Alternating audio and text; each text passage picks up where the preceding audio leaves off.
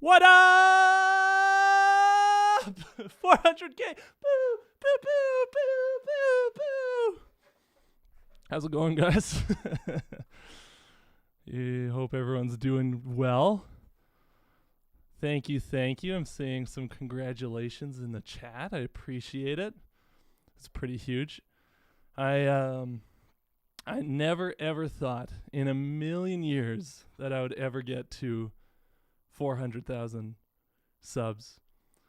When I started the channel, I remember very explicitly thinking, this would be so cool if I could like do this for a career. I'm really gonna give it my all, you know, work hard.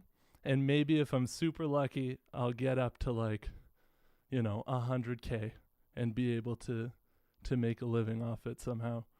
So this is just bonkers to me.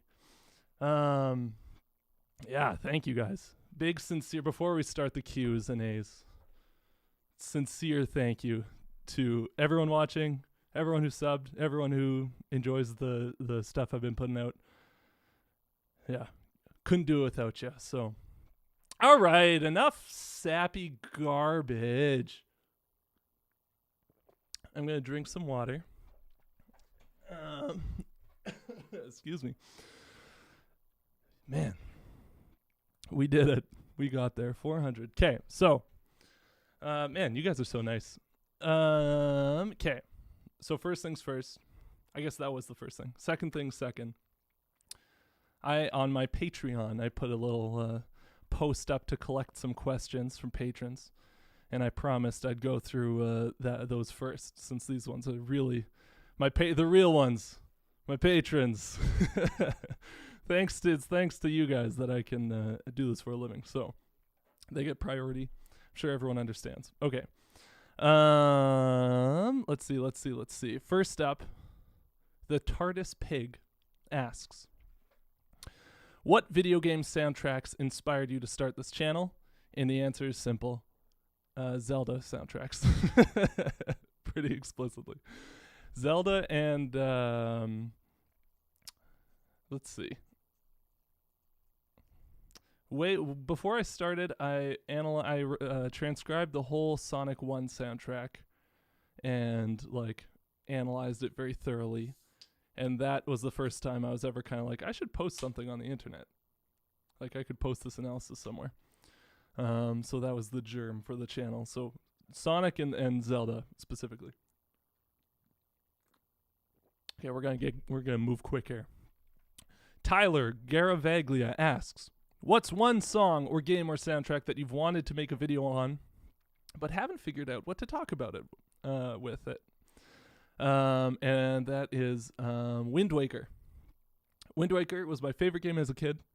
Still holds a special place in my heart as one of, if not my favorite game of all time. I think probably the best whole soundtrack of all time, in my opinion. But it's the problem where I love it too much, like I can't think of what to say about it. If I was gonna make like a 3-hour video, I would definitely do it on Wind Waker. But that's not how you make it on YouTube. So yeah, that's a tricky one. But Stuhl Gonzalez asks, are there any videos you'd like to revisit and expand on now? Any plans for a collaboration series similar to Musica Analytica? No plans, but that was definitely fun to do that kind of stream. I'm a young man, so I've thought about having a podcast like we all have. And but then a music theory podcast seems like maybe not the right format to talk about music theory. I don't know. Anyway, videos I'd like to revisit and expand on would be so the first video I ever made was all the Zelda overworld themes, and it was the first video I ever made, so it was really poorly done.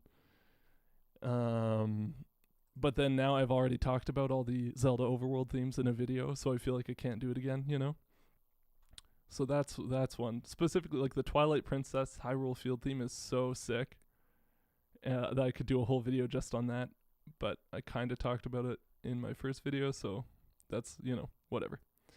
But yeah, sorry, every answer so far has been Zelda, but that's who I... Oh, hey! This is kind of a face reveal, isn't it? That's kind of fun. My face has been revealed by other channels before. But never on my channel, so... enjoy. Enjoy the face. Let's see. Alex Yard asks, how has your creative approach changed or evolved from 5 years ago to now? 5 years, that's true, eh? 5 years ago. Let's see. I kind of know what I'm doing now. My creative approach at the start was like duct tape together something semi that looks kind of like a video. And now I've kind of got it more systematized where I know, what I have to do first. I go through transcribing and then thinking and writing and then recording the VO, and then I edit. My VO editing strategy has been refined gradually over the 5 years. And my video editing, you pick up how to do things and then they become second nature and it gets faster, and then you can add new things. So I guess my creative approach is just a lot more deliberate, a lot more like systematized now. Jesse Sanford asks, 3 questions. What province are you from? Manitoba. The best one. How do you write space into music? And favorite episode to write? How do you write space into music? That's a good question. I'm not totally sure what that means, but like space, like no notes. No, that's true. You need space. That's something that I think you can listen for. That'll set apart like a professional, real musician against like an intermediate kind of amateur musician. Is, do they leave space? It's not just the fact that they leave space, but it's like, if you're an actor and you're delivering lines like a monologue, and you just go like sentence with no space. Just like, Romeo, Romeo, wherefore art thou, Romeo, would arose by any, just go through it. Like, obviously that's boring.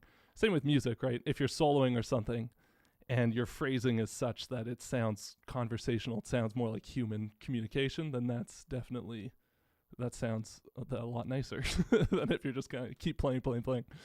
So I think, how do you write space in music? Sing the music you're writing, and if you run out of breath, then there's not enough space. And think about it in terms of if you were writing a sentence, maybe. I don't know. That's just off the top of my head. Favorite episode to write was...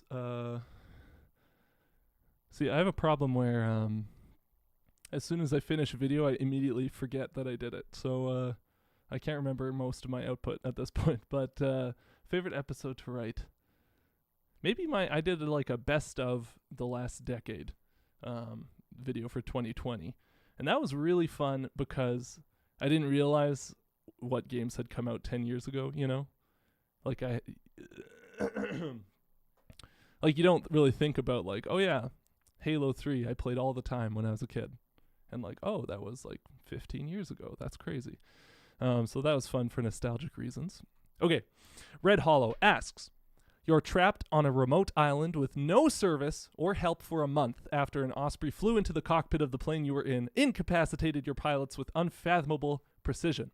You have just enough food to last you until help comes, a fresh source of water, and a solar-powered charger for your electronic device. Unfortunately, an unusually strong Class M5 solar flare occurred exclusively in your vicinity and ruined your device's programming. The charger is fine, though. As a result, now you can only listen to music on it. Before your plane crashed, you were able to download 3 of your favorite video game songs off their subpar and overpriced Wi-Fi service. Those songs are good enough to keep you entertained for a month. Which songs would those be, and why? I appreciate the context to this question. Don't judge me. Why work from home if you can't drink a beer at 3 p.m.? You can judge me if you want. I probably deserve it. What song would those be? What 3 songs would I take on a desert island? I'm dodging the question. No, So, okay. To keep the Zelda train going. Outset Island. Outset Island from Wind Waker.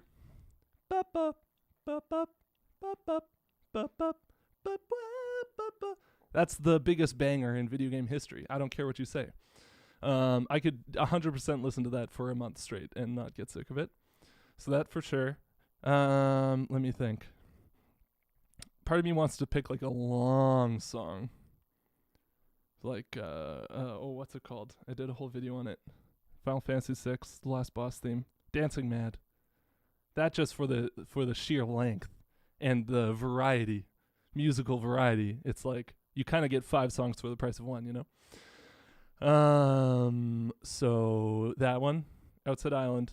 And my third song would be, let me see, probably something off the Mario Kart 8 soundtrack, if I'm being honest with myself. But what? It would be, this does not make for good television, sitting and thinking. So I'll just pick one. Well, Mount Wario. I love that. Violin solo in like a jazz fusion tune. Amazing. Okay.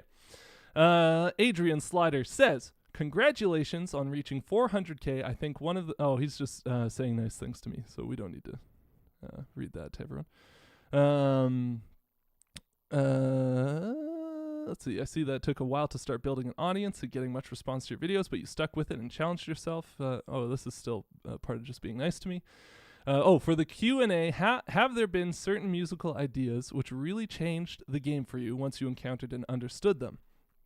And one more question. What's some music that your audience might be surprised to find out that you love? Okay, so certain musical ideas which really changed the game for you. I think there's been a couple, but the biggest one has been music theory as a descriptive, a technique, or not technique, but like a method for describing music, more so than a method for creating music or like a rule set or whatever. Because when you're learning music theory, you kind of, and I don't want to hate on music theory education too bad, even though I do hate it.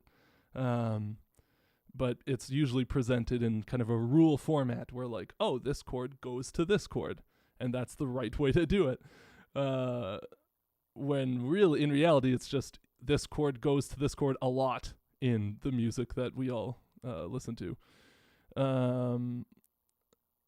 And so you get into weird situations where you learn these rules of music theory as if they're universal, and they're not even like, they don't even apply to like every subgenre of the genre that they kind of mostly apply to. So, thinking of music theory terminology as like describing, a way to describe the sounds that are happening and kind of freeing yourself from like the music theory first approach, like the sounds come first and then you just put a label on them so that you can recreate them at will.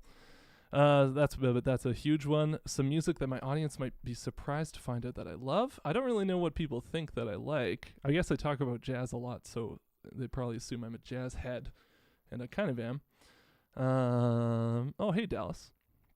Let me see. So, I started learning the banjo last year, because I watched the Hit Points live show. They're a video game bluegrass cover band, and they're just like fantastic musicians. And so I fell down this bluegrass rabbit hole and got really into bluegrass music, which I had never been exposed to really before in my life, but very deep tradition, very cool like musical vocabulary, a lot of similarities to jazz music. Like the cultures are really similar, even though the music is totally different, you know, stylistically or aesthetically. Okay, let me see. Camel says, congrats, your channel has inspired me to take up music composition as a major in college, so thank you so much. You're welcome, and tell your parents I'm sorry. I wanted to ask, how do you incorporate all the cool ideas you find in analyzing video game music into your own compositions? Staring at a blank grand staff is mighty daunting, so any thoughts would be much appreciated. Yes, it is very daunting. Well, Well, for one thing, you can't incorporate all the cool ideas that you find. That's a recipe for disaster. You take one thing, and you start messing around with it. So you find like, oh, that's cool. This song uses like a bass pedal with triads moving around over top of the bass pedal. You like latch on to one idea that you think is cool, and you're like, okay, what if I did that, but what if I did that, but instead of the triads they did, I use different triads? What if I do that, but instead of putting it to a funk groove like they did, I do like a samba, So take one idea from a piece and then mess around with it just whatever you think would be fun, and then that might slowly build into something worth turning into an actual like full-on composition. I found that like sitting down and playing music rather than sitting down at a sheet music software is it's a lot easier to get ideas flowing. So I used to sit down at Sibelius all the time, and I kind of have been kicking myself to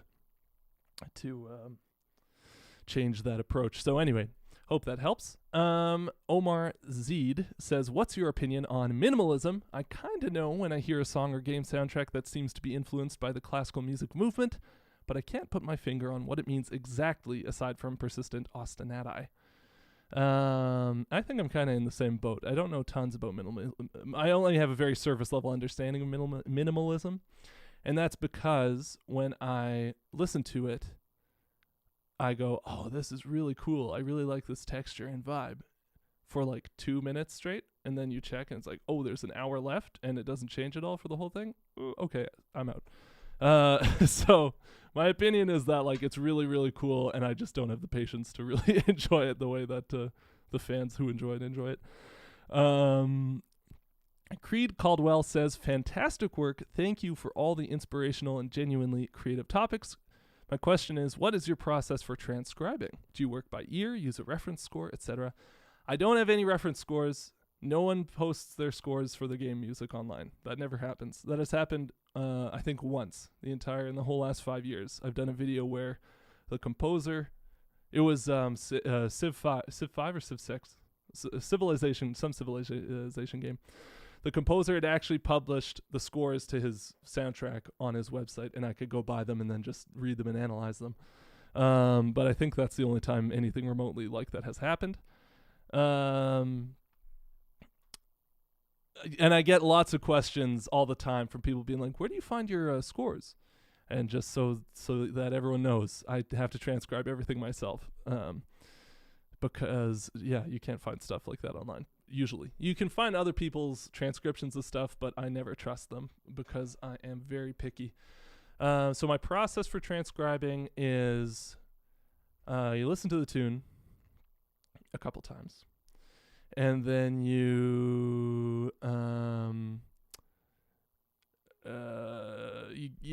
I try and get like the whole form of the piece, like every bar that I'm going to transcribe, just like something on every bar while I'm listening to it the first time. So if I pick out like a little melody fragment here and there, or, oh, the bass line moves like that here, cool, I'll put that in. And then I go back and like fill in every bar, get the melody, get the bass line, get all the inner stuff going on, decide what is worth spending time transcribing and what you can just leave out and hope no one notices that you missed. But it's all working by ear. Right into Sibelius there. Okay, Love F asks, how time flies, huh? Although it's kind of already been asked here, I wonder which episode of yours looking back is your favorite, be it the one that was the most fun to work on, the most entertaining, or the one you found to stand the test of time. If not that question, then I'd like to know if you ever find yourself going back to any particular musical gesture when writing or soloing that you either particularly resonate with or that you simply gravitate towards. Yeah, all the time, actually. Let me think. I have a lot of like let me see if I can. If I hook up this keyboard, will you guys be able to hear it?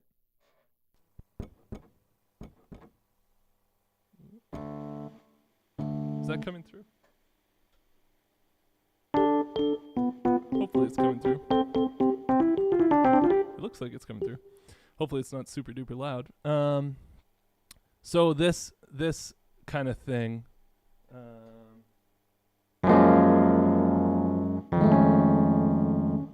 No, that's not right. Hold on.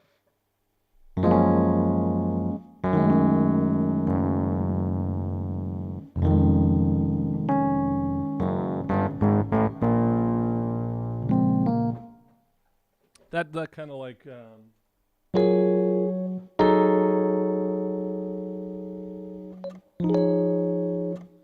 as part of like a bigger progression. I feel like I do that all the time. And that's a 4, nice, colorful 4 major 7, major 9 thing to a minor 4 to a 1 add 2 over 3. So like a D flat add 2 over F.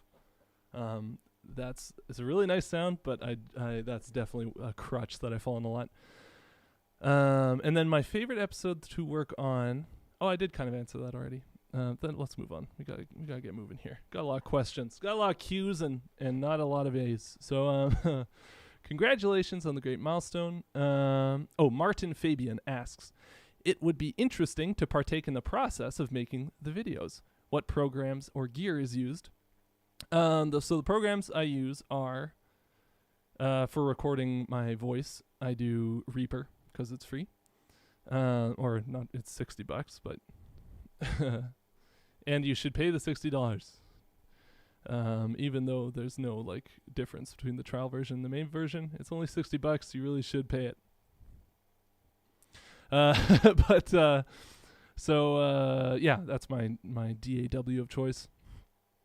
And then once I record my voiceover, I put it into a video editor called HitFilm, which is free as well, because I'm cheap, and that's how I do it. Sibelius, I use Sibelius for all the music notation, just because that's what I got in music school, and I'm not going to learn another thing now, even though Sibelius kind of sucks. And gear. What gear do I have? This microphone. I just recently bought this. I was using just an SM58 forever, which is like the most basic pitch microphone you can get. Or I shouldn't say it's a basic pitch microphone. It's the cheapest professional quality microphone that you can get. But then I figured, 5 years I should probably get a big boy mic. So I jumped on the bandwagon of these Shure. What is this? It's like SM7B or something. Doesn't say on the back, but the one that you see everyone has. Okay. Blue Yutsu asks, what's your favorite song or album from Cassiopeia and T Square? Ooh. Bro, Cassiopeia is the best. T Square I haven't really checked out, surprisingly. I've listened to a couple tunes of theirs and got a little turned off because it's a little bit smooth for my taste. I'm sure that I could get past that if I gave him a good solid chance, and I just haven't yet. Because I've been listening to Cassiopeia Live 1985 for nonstop for 2 years. That's just that's my favorite album of all time, I think. So good. There's the song, the ballad, Twilight Solitude. That is just a beautiful tune. This great synth intro. Oh, if I could be any person, switch lives with any person, it would be the keyboard player, Minoru Mukaya. Sorry for my pronunciation. But dude, I love the way that guy plays. He's so good. And he's so fun to watch live. If you find live footage of him, he's just grooving so hard and making faces when he solos and stuff. And it's just oh man, you never see a great jazz musician who has stage presence. That's so rare. Okay, so Nicholas Jarvis asks, what genres or themes do you think should be explored more in game music? Let me see. I love improvisation. I love soloing. And that's not something you hear in games at all, hardly. Which kind of makes sense, because game soundtracks now, the thing is to be dynamic, and you want stuff to be fading in and out, and to change sections seamlessly depending on what you're doing in the game. And so it's kind of hard to have an improvisation, a solo. I guess you could have one that fades in or out depending on what you're doing in game, but I guess that's just not like a common thing in music in general, if you think about it. But yeah, that's something I'd like. And also like I don't know. I'm kind of like a boomer. Like I love live performances and stuff that sounds live and not super produced. Like I don't think people should record to clicks. I think you should just record live, and if your tempo kind of sucks, then just that's it. That's how it is. I think that's way more interesting than having everything be like metronomically in time all the time. So that, although that also doesn't lend itself well to like a dynamic music system, so I can see why it's not explored in game music. Okay, Tristan Neshka asks, what are some of the biggest pitfalls you see composers falling prey to? What can be done to mediate these? Composers rely on cliche a lot. And I don't know if there's much that can be done to mediate it, because if you're on a deadline and you have to write, this needs to sound like like action music. We need an action music for the scene by tomorrow, and you just go, okay, I can do that.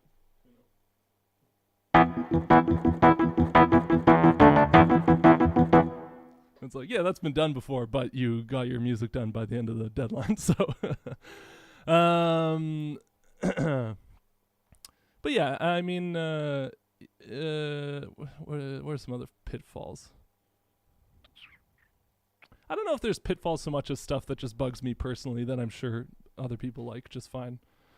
So that's not really worth talking about too much. I shouldn't complain. That doesn't make for good TV. Mr. Fancy Pants asks, what makes fighting game music tick? Are there common threads among fighting game themes that can be described and explored? That I would have to do more analysis of fighting game themes to tell you that, I guess. I really suck at fighting games, so I don't like just know a lot of the music off by heart.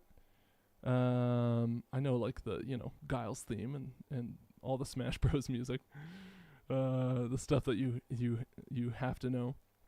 That's a good question. Probably the biggest unifying factor would be kind of like a hard rock aesthetic, because fighting games are supposed to be like in your face, let's go, and that vibe lends itself well to big like kind of stuff. Daniel Louise Franch, man, I'm sorry, patrons, for my pronunciation. Hopefully my pronunciations of your names doesn't make you reduce your pledge. Do you think it's possible, or even desirable, to escape the sorts of cliches portrayed in this meme? Ooh, what's the meme? Let's see. Oh, this is funny. Here, let me see. Can I go to this meme? Let's see. This is the music, and it's like a forest and flute and violin and piano and congas, water levels, and it's vibes and classical guitar and the wine glass stuff, snowy levels, and you got your triangle and harp and piano and no sleigh bells, interestingly enough. Music, yeah, and the desert level, yeah, totally, okay. So the question is it possible or desirable to escape those kinds of cliches, or not? And it's definitely possible. Here's the thing. If you lean into the cliche enough that you manage to communicate to the listener, this is a snow level theme, the music sounds snowy, then you just need to do barely enough to make that happen, and then the rest you can experiment however much you want. I think about Valley of Repose from Pikmin 2. There's like sleigh bells on every beat, and that's about the only thing tying it to a typical snow level theme. But that's enough, where it sounds like a snow level theme, but then it's got the most like beautiful, intricate harmony and like just weird voicings and like this cool melody. It's such a cool vibe. And then there's just like sleigh bells in the back holding it all, like barely just keeping it together from falling off the snow music cliff.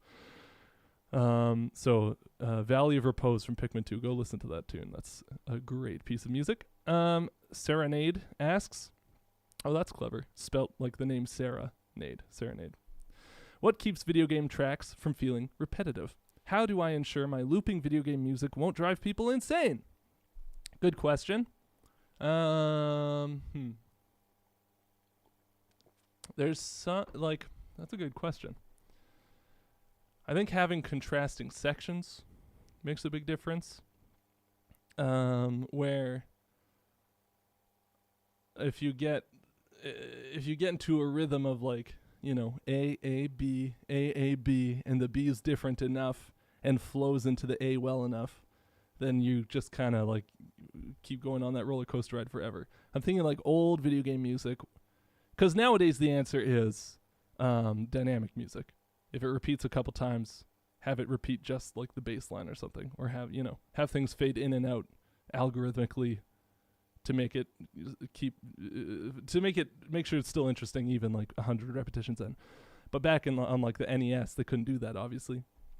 And so things would get too repetitive eventually, but NES tunes, the ones that we still remember anyway, were really good at having contrasting sections that flowed together well, but were very different from one another in important ways. Yeah. Even the original Mario Bros. Overworld theme, or not overworld, but main theme, has 4 or 5 different 8-bar sections that kind of repeat in a random order. I don't know if it's really random or if I can't remember how it's done, but it's not just A A B A A B A. Excuse me. It's A B C A B D C A, It's so, even though it's really only 32 bars of music, it's arranged in such a way that you're not I know exactly what's coming next. Andrew Horton asks, what is your musical background? How have your interests and aspirations in the field of music, broadly speaking, changed over the years, if at all? My musical background, okay. Let me drink some water.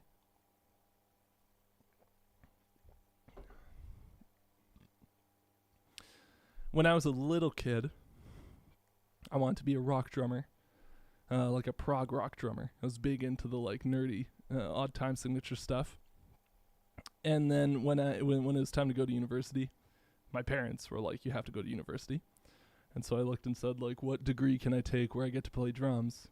And the answer was jazz studies. That was it. And so I was like, okay, I'm going into jazz studies. I had one jazz album that I liked, but I didn't really get it at the time. Went through jazz school, learned to love jazz, got really deep into the tradition of it, and then, came out like a jazz drummer, but the kind of jazz drummer who really wants to be a rock star still deep in his heart, which I think is good, because jazz is in a weird spot as a genre, where the people who love jazz love a very specific era of jazz and kind of shun stuff that doesn't sound like that. But yeah. So okay, anyway, not to get into that big whole rabbit hole. My interests have changed a lot. Excuse me. I turned into a jazz nerd, basically, is how my interests have changed over the years. Now, when I listen to music with words, I'm like, what is this? So I'm totally insufferable now. That's how I've changed. Jay Deester asks, any chance of covering music from the Mega Man and Mega Man X series anytime soon? Not soon, but Mega Man X is one that I've transcribed and thought about with the intention of making a video on a couple of times, and it's just never happened for no good reason. Other stuff came up, so that one's probably going to come out eventually, but I have no idea when. Sorry. Cloudhead, this is the last patron question, and then I'll try and go back through the chat and pick out a few questions here and there. From the perspective of a drummer, which video game soundtrack has the best or coolest or most interesting drums, and why is it Secret of Mana? Excellent point. That's why I was playing Secret Amount of Music before I came on stream here. Because the drums are sick. Sonic, the old Sonic games, the sound of the drums, like that snare sound is so sick, dude. And then of course like Motoi Sakuraba games like Mario Tennis and Golden Sun, and he always has sick prog rock drum stuff going on, so that's always fun. Oh, and Mario Kart 8 has like just sick Japanese jazz fusion drummers on all their tunes. So the drum parts aren't especially complicated, but they're just like solid and fun to listen to. Okay, so that's all the patron questions. Again, thank you guys so much. Now let's get to some non-patron questions. Let's see. I'm not going to be able to answer all these because there's a lot, but I'll keep going for, I don't know, half an hour until I get tired, and then I'll bail. Okay, let's see. Have you let me see. Excuse me. There's a lot of questions about, like, are you going to cover specific games? You know, are you ever going to talk about X game? And it's like, the answer for all of these is I don't know. Maybe. There's just a million different games to talk about, and everyone has ones that seem obvious, and no one has the same list of like, well, you have to talk about this one, you know? It's very personal, so it's tough to know which ones to talk about. Let me see.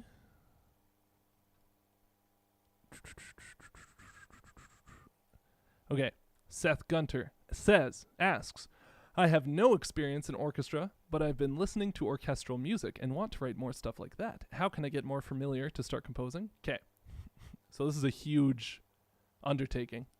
Orchestral music is very hard to write, but luckily there is a huge long tradition of composers learning how to write orchestral music, and all of the best orchestral music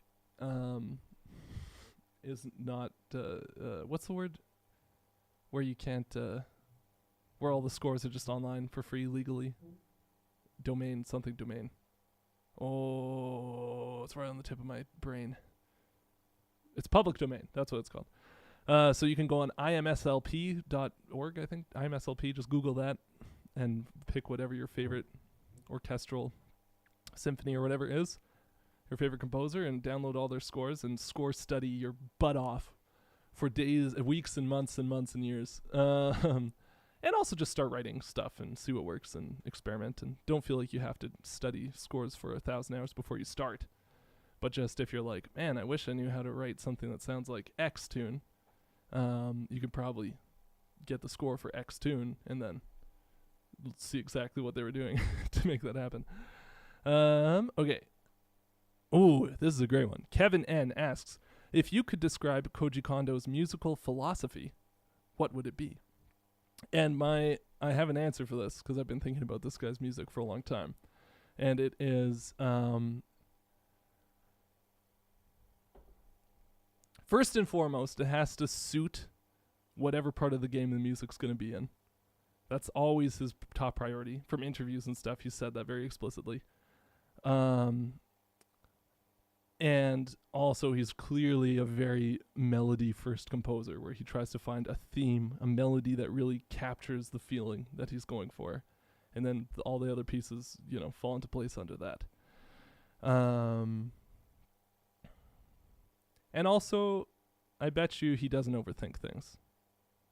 I bet you he, like, finds a melody he like. No, actually, no, that's not true. I remember hearing that he, like, wrote and rewrote the Mario Bros. Theme a bunch. So maybe he's very meticulous, actually.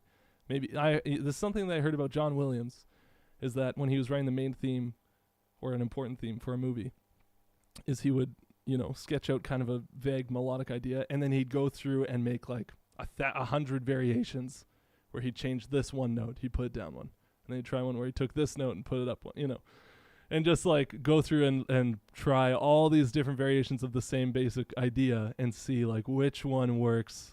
Okay, let's follow that direction, you know. And I think that most great composers have that attitude of listening to the music they write. It's like, yeah, you're kind of putting out ideas, but more importantly, you are listening to you're letting the ideas tell you where to go, rather than the other way around, if that makes sense. Excuse me. I'm kind of I have kind of a cold, so if I'm sniffling into the mic, sorry. Mel Choice asks, any tips on transcribing for beginners? Yes, just start transcribing the melodies to tunes you like, to tunes you could already sing. That should be your first thing that you try. Is a tune that you could already sing off by heart, no problem. Just try and get the notes for that melody on a page. Because I think part of it is just getting used to, like, training your brain to think of music in that way. And then once you can do that, no problem, which shouldn't be too hard, then try and listen along to the bass line of that tune and see if you can transcribe the bass line, or even just kind of the root note of each chord. And then if you have the root note of each chord and the melody, then already what chord it is should be kind of obvious. Like, it should be, okay, I have an E in the melody and a C in the bass. It's probably like a C major chord. But, and then, try playing it with the C major chord and see if it sounds right. And if it doesn't, then try whatever else you think could work and listen, From there, it turns into kind of a guess and check game. But so for beginners, first, be able to sing what you want to transcribe before you even sit down and try and, like, I have a bad habit where I fall into where I, hit play for like 3 notes, then pause, and then write down the 3 notes. Hit play for 3 notes, pause, write down the 3 notes. But that's not really training your ear very well, like, to get better. It'd be better if you listened to like 8 bars like 4 times in a row, and then you tried putting down all the notes, and then you listen again to see, like, oh, I got that one wrong. Oh, I got this one wrong. Let's see some other questions.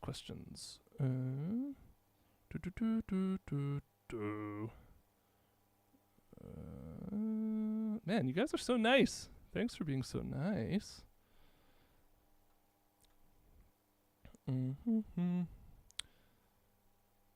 There's like more compliments than questions here. This is great, but also this is supposed to be a Q&A.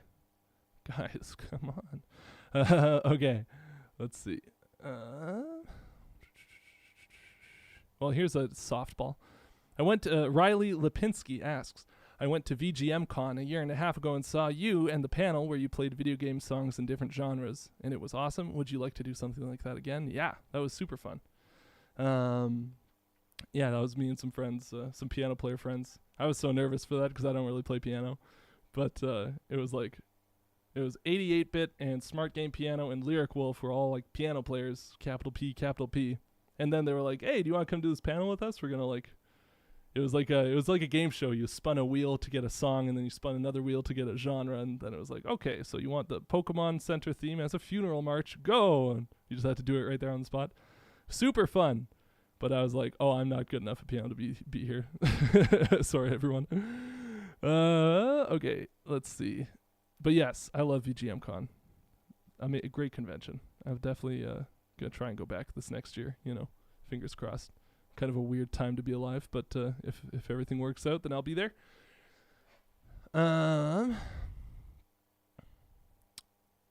Oh, here's one. Do you have any cool examples of a major one in a minor key?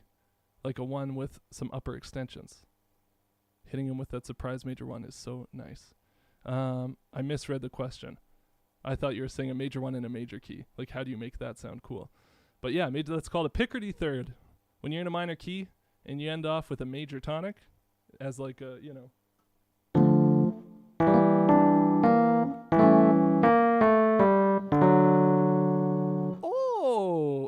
a little like, oh, gotcha. It's not so bad after all, hey?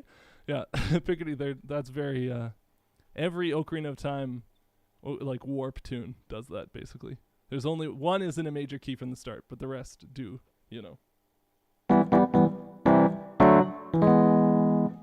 And so it's kind of it fits warping to a new location because it's like, oh, we've arrived. Let me see. Hey, Jalopes. Good to see ya. I'm like way back in the chat. Hopefully he's still here to hear my hello. Okay, I'm gonna skip through a little bit.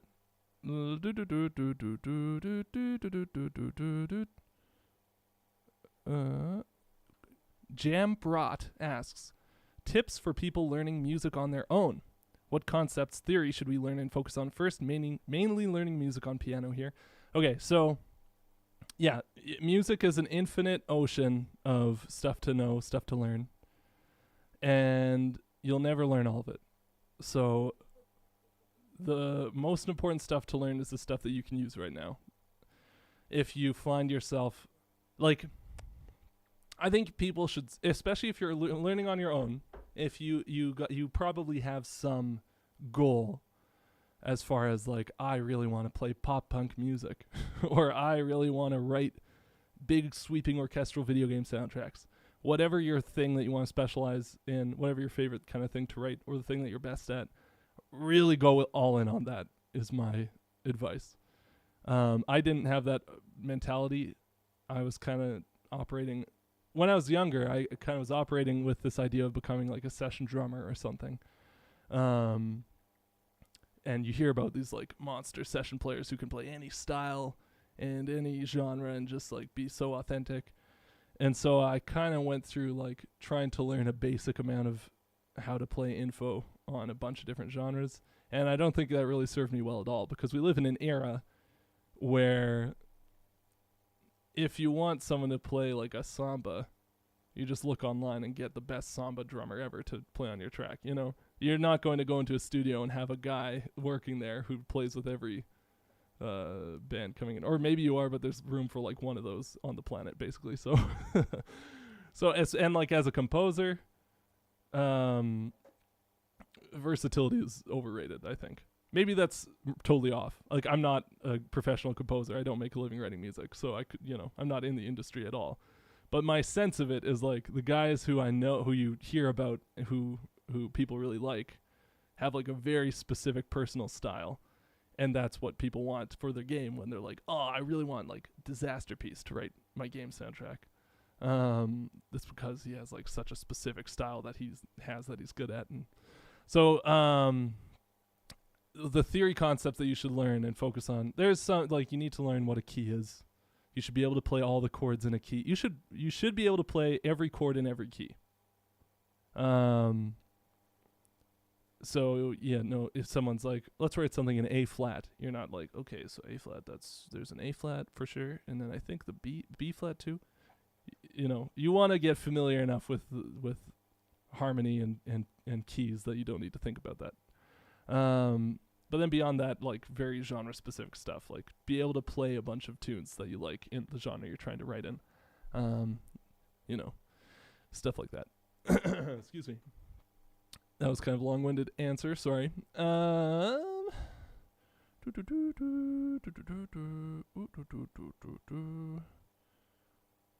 me see. Ooh. Andrew Tessman asked, do you have a favorite platform, meaning Nintendo, PlayStation, or Xbox or other, that you think frequently produces the best music or soundtracks? I think it's Nintendo. Oh, I'm a Nintendo fanboy.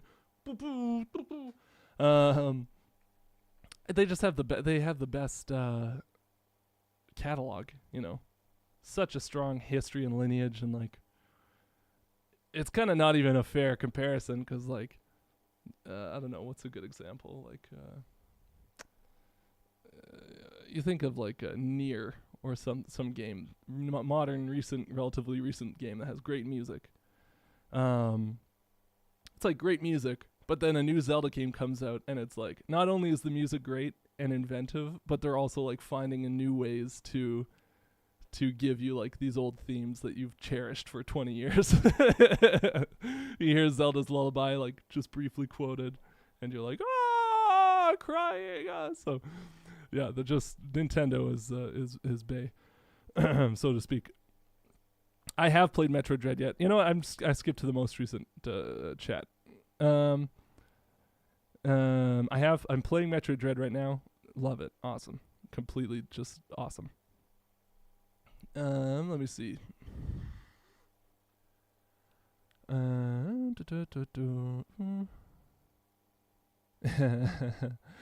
Arthritis to Athlete says, if you could identify as a single chord change, what would it be? I'd be 1 to flat 6. 1 to flat 6. That's a good one. Let me see.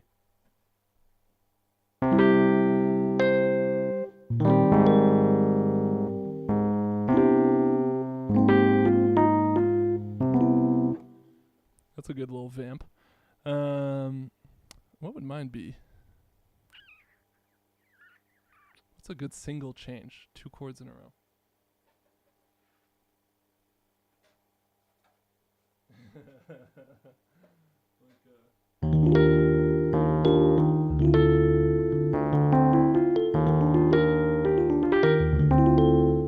That's the Chrono Trigger vamp. Major 1, major 7 to 7 minor 9. Like E flat major 7 to D minor 9. I don't know if that's what I would be, but that's an answer. So let me see. Man, there's so many.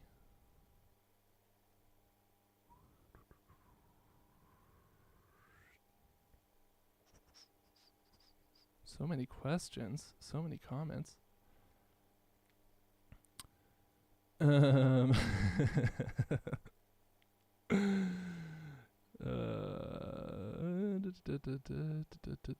Okay.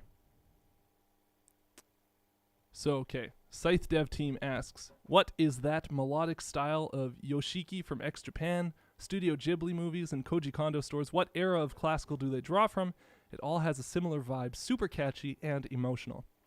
I don't know Yoshiki specifically, but Ghibli I know very well. Koji Kondo, obviously, I've thought about a lot. So I think what happened is you have this jazz tradition. So, okay, let's go back even farther. The classical tradition kind of evolves until we get to Impressionism. Debussy and Ravel, this kind of French Impressionism. Lots of,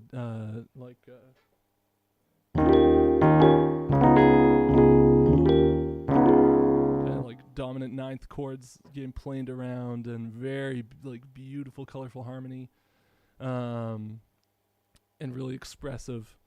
That kind of harmonic language was picked up by American jazz musicians, and then they were like, let's take this, put it to a more lascivious rhythm, more danceable, sexy, rhythmic concept.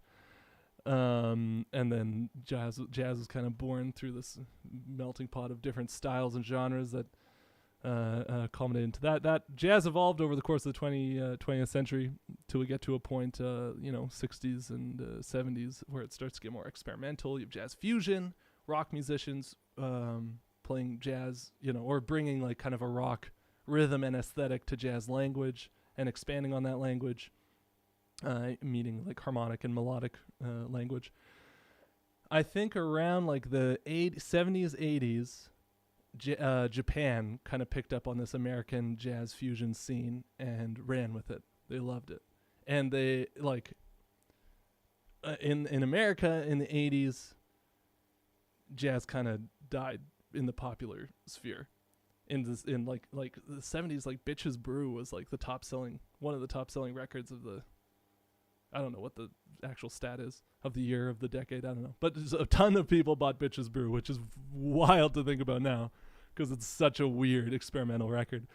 But then in the 80s, the most popular stuff was Owner of a Lonely Heart, or Bon Jovi, So totally, popular music went in a totally different direction. But in Japan in the 80s, they were like, oh, this American jazz stuff is so cool. So even in their popular dance music, that's how you get city pop, is they're taking this kind of jazz harmonic language and then putting it to sick dance beats. City pop meaning I don't know how I could explain the genre better than that. If you look up city pop mixtapes, it's the best kind of music out there, in my opinion. So a lot of these composers, Koji Kondo and Uematsu and Joe Hisaishi of Ghibli, the Ghibli composer, kind of, I think, grew up in this world where you had complicated harmony and complicated kind of jazz language being filtered through this very accessible pop aesthetic that people really liked. And so there are certain kind of harmonic moves and melodic moves that got incorporated into the DNA of Japanese music around this time, and the composers coming up in this time. And I see a through line of that tradition coming through in early Japanese video game music, and I think that's partially why everybody loves old school Japanese video game music. Mario, Zelda, Final Fantasy, these games just like dominate. Their music is so good, and it's because I think because of this tradition, this lineage that they kind of have come out of. And then in the video game sphere, like, they created their own tradition. Very explicitly, it was like seen as in interviews, Koji Kondo has said, like, we're working with a totally new medium. So I was trying to think about, like, what could I do differently? I'm not going to just try and make like film music to put in this game. It's like we have this very specific hardware that has very specific musical capabilities, and like, what can I do with that that's brand new? So anyway, that's a very long-winded answer that doesn't really answer your question, but I guess the musical lineage would be my short answer. Let's see, what else do we got? What else do we got here?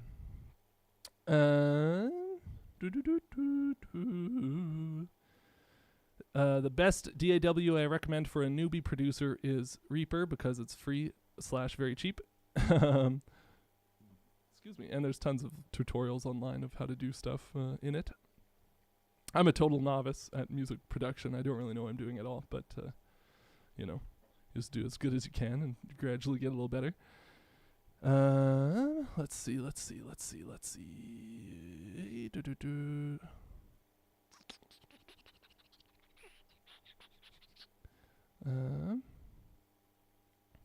Man, you guys are so cool and nice to me. It's already 4? Man, time flies when you're having fun, eh?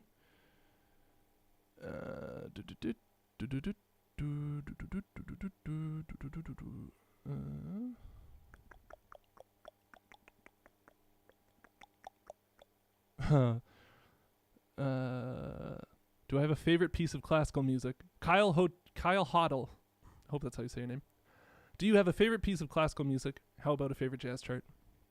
As of this moment, my favorite piece of classical music is Tchaikovsky's Romeo and Juliet Suite.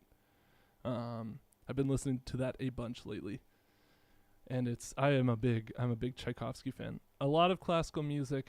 I don't know. I guess I'm just kind of a sap. I love like romantic era, big melodies. A kind of a narrative structure almost.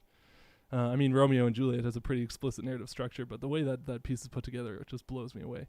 And all the individual parts on their own are like total bangers. Like that like it's a joke now to use the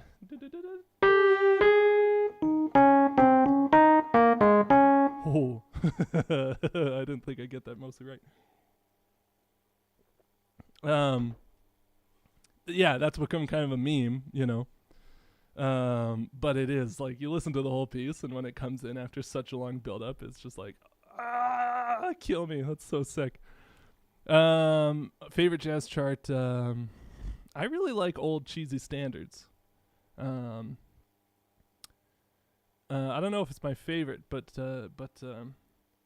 just for a gig I was doing, we played I've Grown Accustomed to Her Face, which is originally from My Fair Lady, but then it's kind of a standard, not like a super popular standard or anything. But that's a beautiful tune. Okay, what else? Let's see.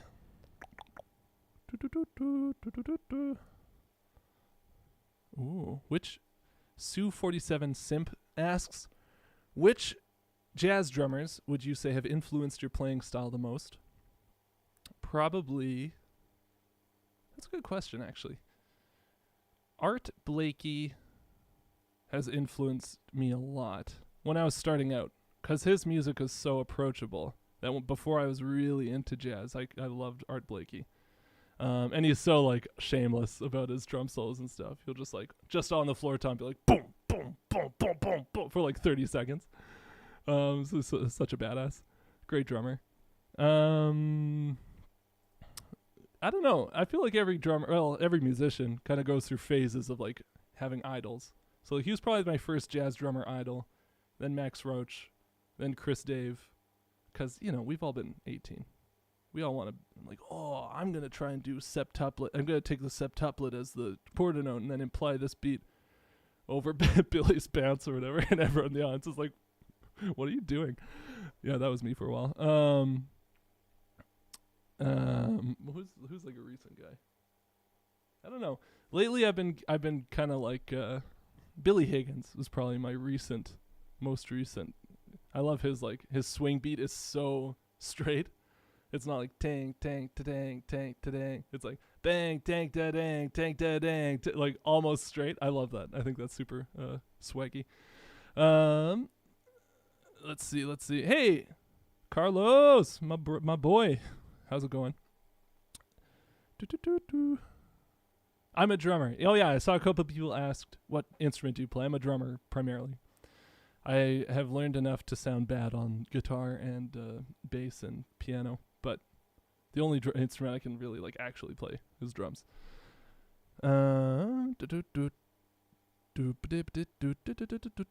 Let's see. Who's my William Burgoa asks, who's my favorite composer? That's a good question. You know what? It's Hajime Wakai. He did the Pikmin soundtrack and the Pikmin 2 soundtrack all by himself. And he's done kind of like select few tunes for, GameCube era Zelda games and other Nintendo stuff. And his stuff is always so cool. And it's the kind of thing where you're like, how did you get away with such a weird piece of music and make it sound like not gross? Like, how did you get these chords all in a piece of music without it sounding like, look what I'm doing? It like totally fits. Hajime Wakai. It's definitely okay. My throat's starting to get sore, so I'm gonna answer 5 more questions. Last 5. Let's go.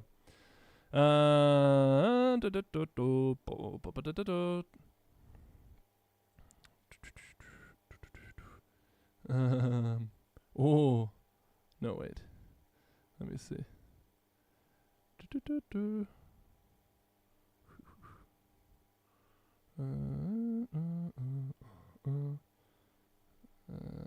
Sorry, this is not super interesting. Just me scrolling.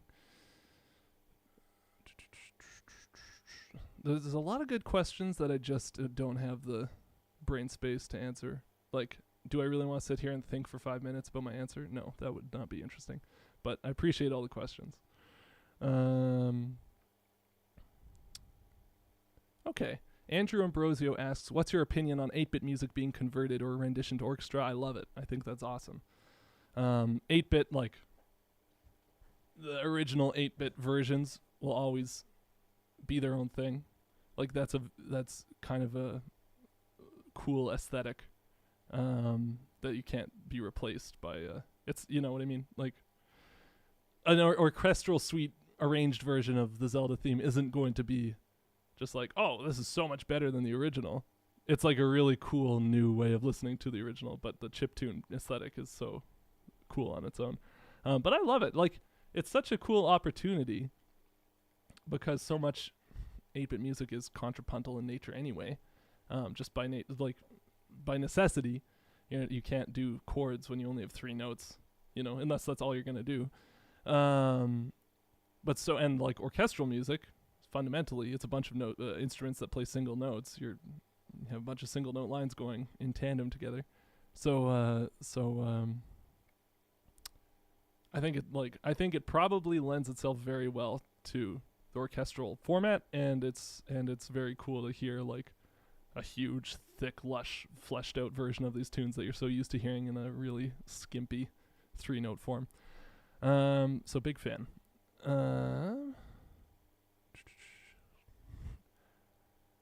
Ooh, interesting.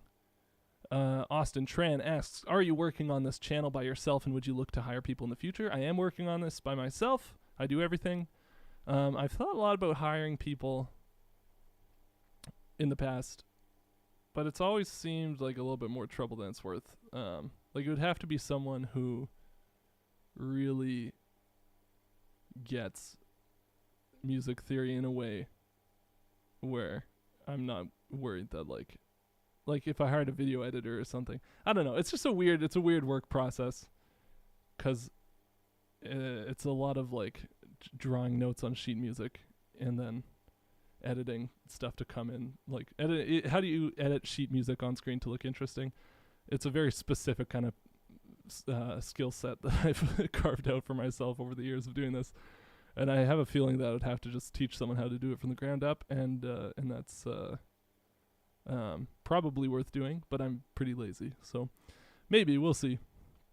What are your most anticipated? This is from Gaming Dragon. This is the third of 5, so 2 more after this. What are your most anticipated games and OSTs coming up now or a few years down the line? It was Metroid Dread till a couple days ago. The Metroid Dread trailer music kind of spooked me because it wasn't very Metroid-y, you know? It was kind of that pounding string. If memory serves. I remember I had that impression when I watched the trailer anyway. And so it's kind of like, oh, what's the music going to be like? But then the music's like just pure Metroid, you know? Just shamelessly like, remember this theme? I'm like, oh, yeah, I do. Great game, great music, love it. Okay, two more questions. Let me see. Let's find a question.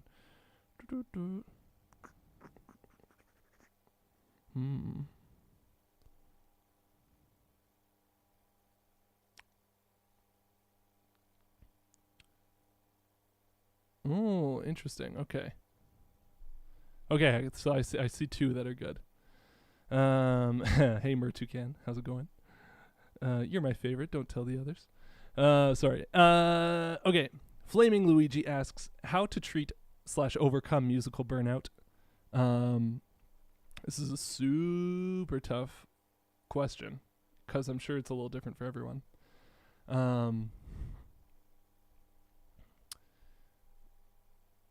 But I think you have to so when I was in school, you have a lot of directives put on you as far as like, you need to learn this tune.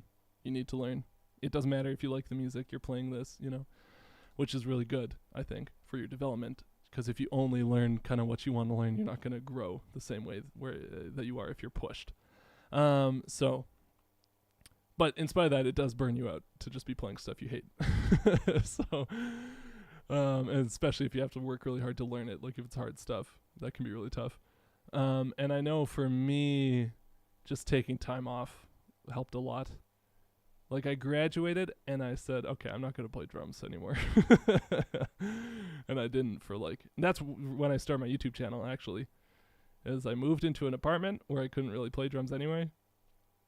And, you know, I was going to try and be in bands and stuff, but I specifically went and joined as many rock, pop, punk bands that had nothing to do with jazz as I could because I was so sick of school. And it was just so refreshing to go in and play boom, jack, boom, boom, jack, boom, jack, and have people be like, oh, cool, sounds good, man. And not just be constantly analyzing, what did I screw up there? But so, yeah, just taking time off and doing different musical stuff that's really easy to you or stuff that you like, that can help a lot. But taking space, sometimes that's all you need. Because after, a few months, all of a sudden I was like, man, I really miss listening to jazz. I really miss, playing complicated stuff. And then when I came back to it, it felt way better. I wasn't burned out anymore. So taking a break. Last question is, let me see. Shoot, I had it. I had a good one. I mean, there's plenty. They're all good ones. Don't worry. But I had one that I thought would be fun to answer. Where is it?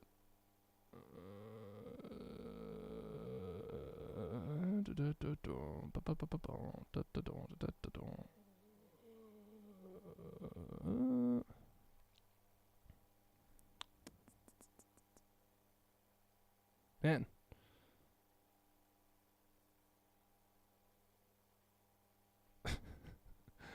Okay, sorry. Let me find something.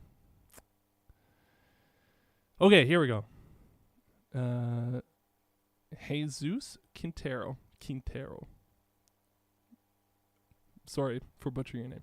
Advice on criticizing so hard your own work that you end up not creating. That's super tough, and it kind of feeds into the last question. That's why I thought it would be a good answer. Because that's something I struggle with a lot, where I don't write, or I start writing a lot of projects that I abandon because I'm like, oh, this is garbage.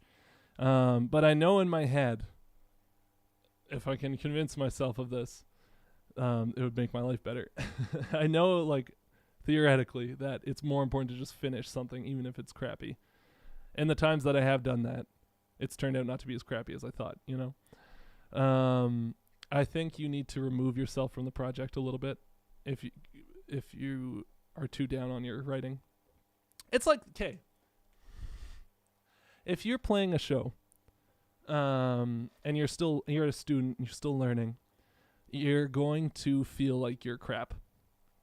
And you're going to go out and play and just constantly be like, oh man, my time's not good enough. Oh man, I screwed that up. Oh, I can't believe I missed that. I think that's totally normal. Because you're comparing yourself to your favorite idol professional musicians and you're not as good as them. But the thing that you have to, in that situation, what you have to remember is that there's nothing you can do to be better than you are in that moment. Like, you have to work really hard every day, practice every day, really work to try and improve, and you will see incremental growth over a long period of time. But at any given show that you're playing, every given kind of, it's like a checkpoint for your skills where you're like, okay, I'm just going to play. I'm just going to have fun. However good I am is how I'm going to sound. I'm not going to be able to trick people into thinking I'm not as crappy as I am. And if I try, and this is something that I used to do and think about all the time. It's like, what can I do to like try and trick people to think I practice this more than I did? Maybe not that explicitly, but I caught myself with that mentality at least. And you just have to give that up. So people are going to know how much I suck. But when you see other people, if you have musician friends or whatever, and you see like, oh wow, he sounds so much better than he did 2 months ago. That's amazing. No part of you is like, yeah, but he can't play this scale or whatever, you know. You just feel good. You feel happy for someone for getting better. You have to remember everyone feels that way about you. No one wants you to be bad. Everyone's just happy that you're as good as you are in that moment. So you know you're gonna get better the more you play, and any given performance or whatever is just a little checkpoint where you can go, okay, this is like a time capsule of how good I am at this moment, and just, you know, have fun. Don't get too hard on too down on yourself. With writing, I think it's the same thing. You're not going to write a great piece of music in the first 10 pieces that you write. You are not going to write a good piece of music in the first 10,000 that you write, probably.